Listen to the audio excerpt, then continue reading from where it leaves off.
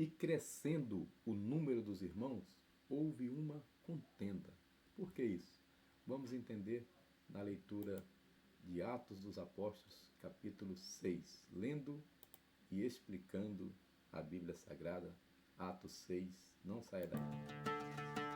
Aproveite esse momento, se inscreva no canal, compartilhe no grupo da família, divulgue, me ajude a ensinar, a divulgar a Bíblia Sagrada para todos. Estou lendo e explicando já pela segunda vez.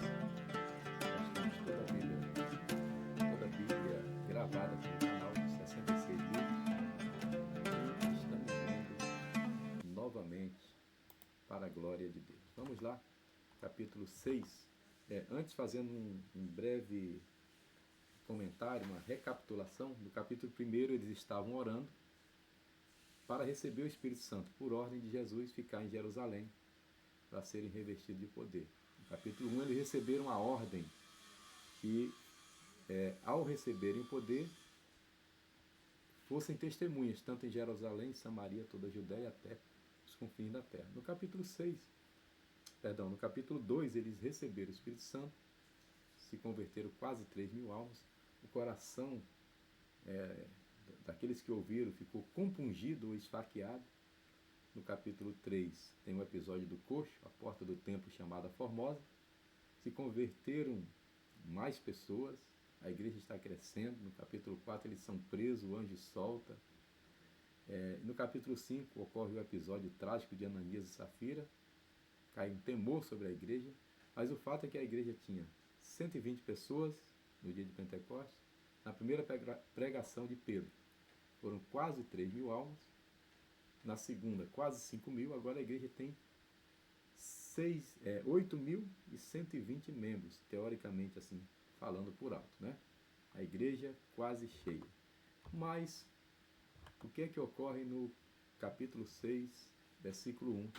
Lucas vai narrar o seguinte: ora, naqueles dias, crescendo o número dos discípulos, houve uma murmuração dos gregos contra os hebreus, porque as suas viúvas eram desprezadas no ministério cotidiano.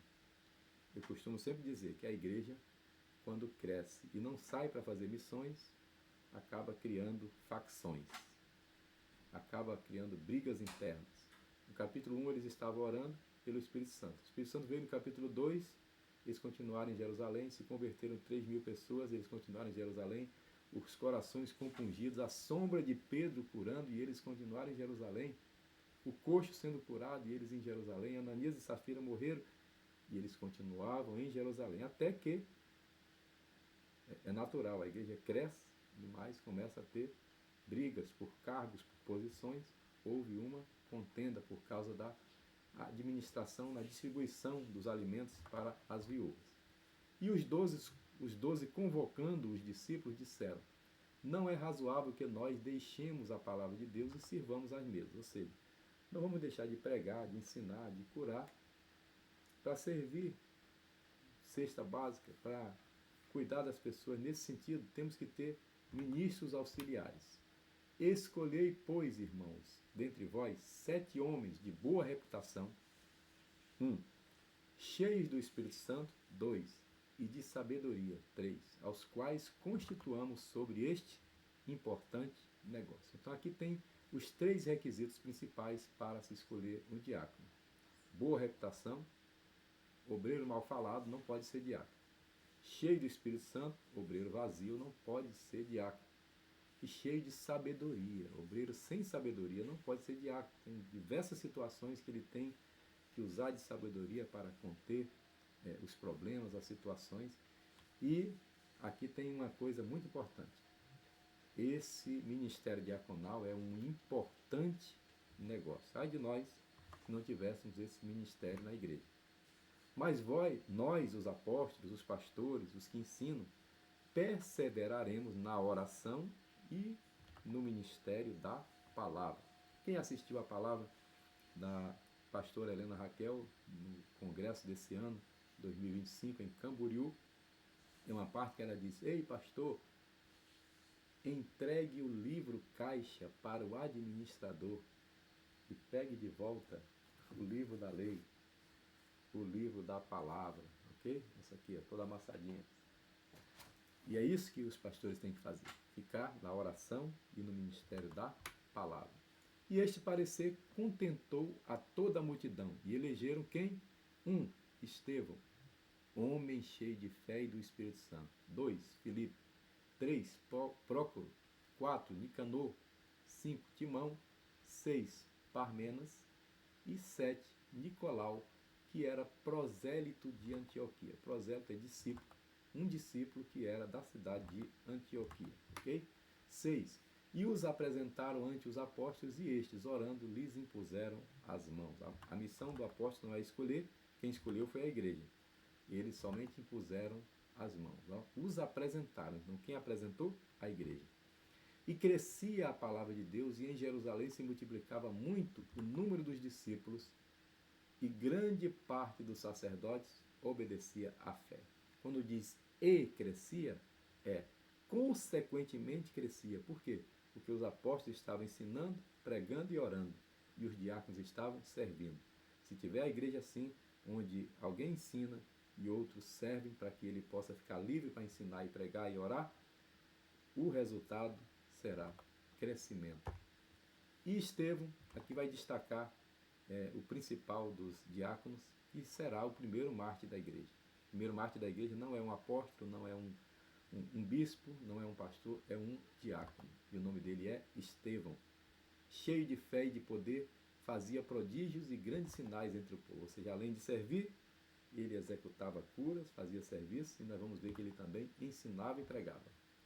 E levantaram-se alguns que eram da sinagoga chamada dos libertinos, um grupo teológico contra Estevão. Dos sirineus, outro grupo teológico. E dos alexandrinos. E dos que eram da Cilícia e da Ásia. E tem mais 4.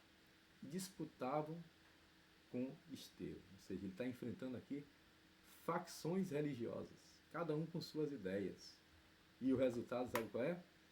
E não podiam resistir à sabedoria e ao espírito com que falava.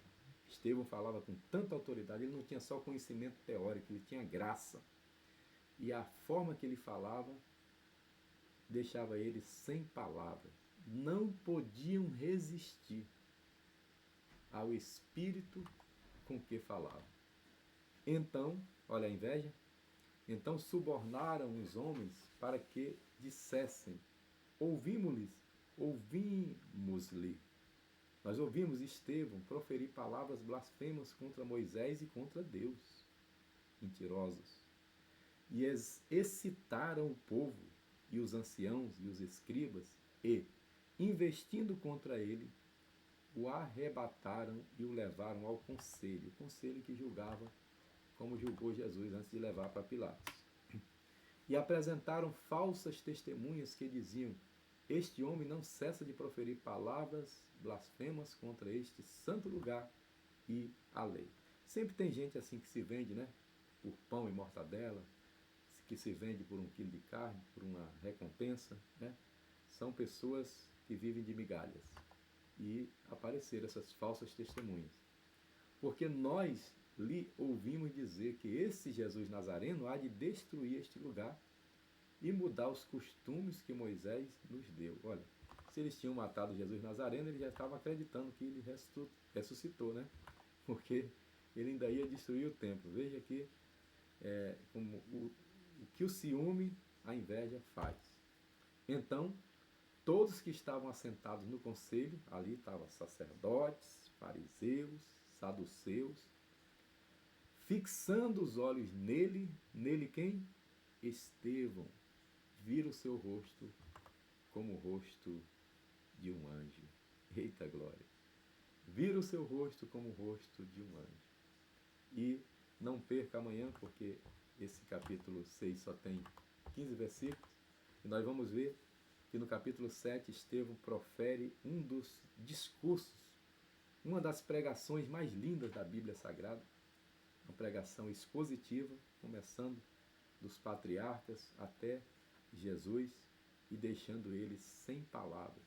Mesmo assim, ele será apedrejado e suas vestes serão depositadas aos pés de um mancebo chamado Saulo. Eu acredito que Saulo se converteu aqui. Com essa pregação de Estevão, ficou semeado no seu coração. Vamos ver amanhã no capítulo 7, a grande pregação do diácono Estevão. Então o diácono ele tem não somente que servir, mas também fazer sinais e pregar, se preciso for. Conhecer a palavra. E por falar em palavras, está aí a Bíblia, palavra-chave.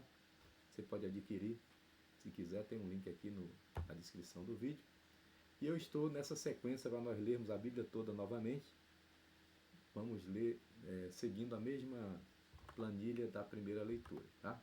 Depois de Atos, vamos para Levítico, Marcos e assim sucessivamente. Essa é a Bíblia de Manuel Nery de Alencar, saudosa memória, meu querido pai, minha inspiração. Hoje nós lemos Atos dos Apóstolos, capítulo 6. Louvado seja Deus. Vamos agradecer por mais um capítulo lido. Glória a Deus. Não perca o capítulo de amanhã, porque encerra a participação de Estevão e vai começar a partir dali, do 7, 8 para o 9, né? Uma transição da igreja com a chegada de Paulo no capítulo 9. Na primeira vez que ele é citado, vai ser amanhã, no finalzinho do capítulo 7, que as roupas de Estevão foram guardadas aos pés de um mancebo chamado Saulo, ou seja, ele deu o voto para que Estevão morresse. Vamos orar? Pai, muito obrigado por mais esse dia, por mais essa live, pelos teus filhos que assistiram, entrego em tuas mãos, que o Senhor nos dê a mesma ousadia de Estevão, que mesmo sendo apedrejados, nós jamais deixemos de pregar a verdade da tua palavra. Eu peço também que a tua bênção seja sobre a nação brasileira, repreenda todo espírito mal, toda corrupção, toda mentira, e traga um tempo de paz, de bonança sobre a nação brasileira. Eu oro pela paz de Jerusalém e oro em nome de Jesus. Amém. E se você disse amém, compartilhe essa live com mais alguém. Deus te abençoe e paz seja com você.